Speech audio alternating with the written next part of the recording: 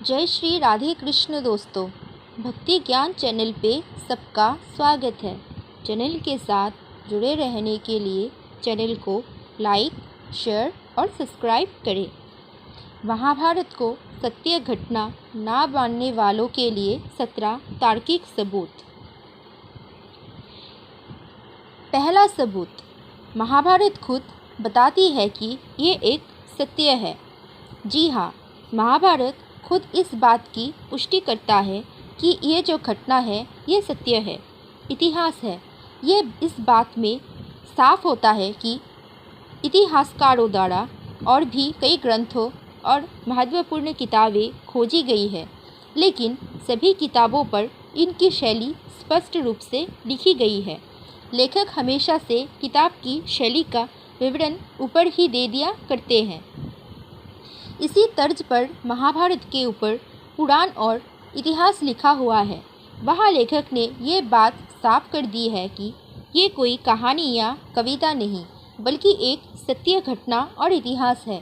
यदि लेखक का इरादा कोई कविता या कल्पना का काम लिखने का होता, तो वो इसे महाकाव्य या कथा कहता।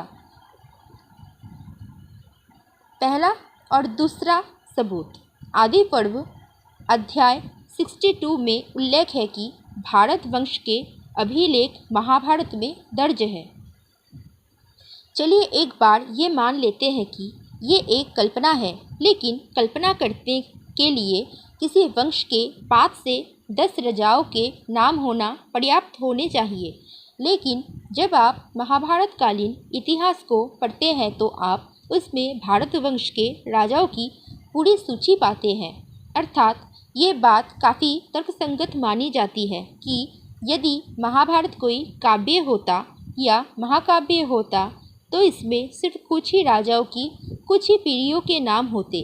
लेकिन महाभारत एक इतिहास है, इसलिए इसमें पूरी सूची जारी की गई है। तीसरा, महाभारत में मौजूद कलयुग का वर्णन। जो युग आज चल रहा है उसके बारे में महाभारत में पूरा ज्ञान दिया गया है। श्री कृष्ण ने जो कुछ भी कहा उससे आजकल की परिस्थितियाँ मेल खाती है।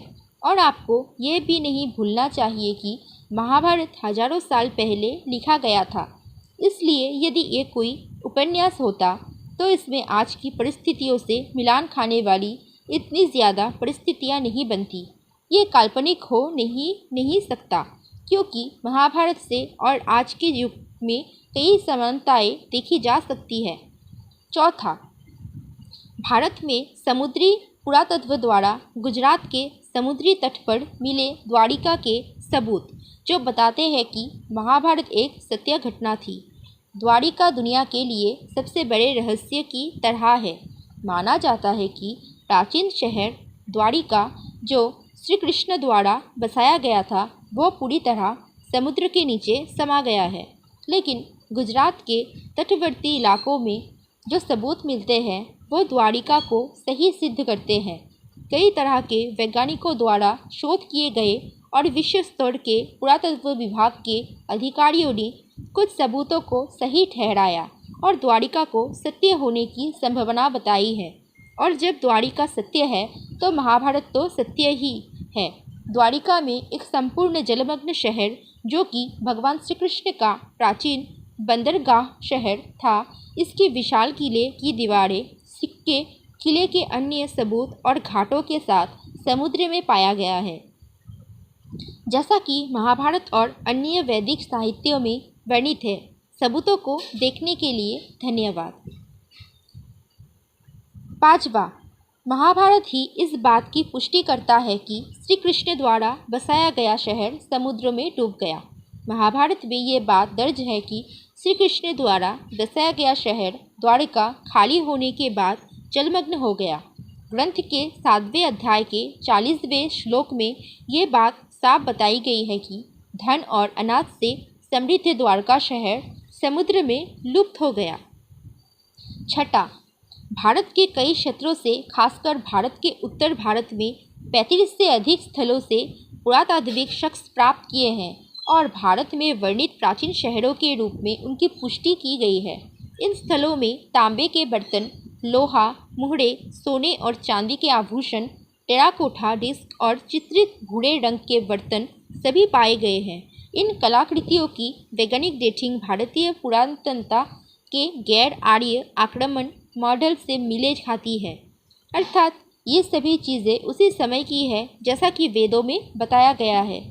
7वां, रामायण और महाभारत में दर्ज राजवंश बिना किसी अंतर के सहमत है।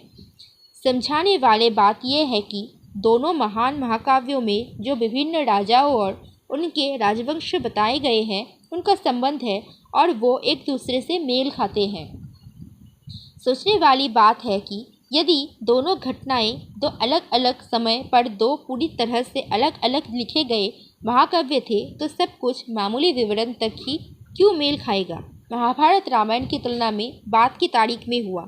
महाभारत के लेखक रामायण के लेखक के समान विचारों और पात्रों को क्यों उधार लेंगे, अर्थात महाभारत के लेखक आखिर क्यों रामायण के राजाओं और पात्रों को अपने काव्य में लेंगे। आपको यकीन करना मुश्किल हो सकता है, लेकिन इसका मतलब है कि श्री कृष्ण पिछले युग में मौजूद थे और महाभारत वास्तव में हुआ था। यदि आप जानना चाहते हैं कि हस्तिनापुर कहाँ है तो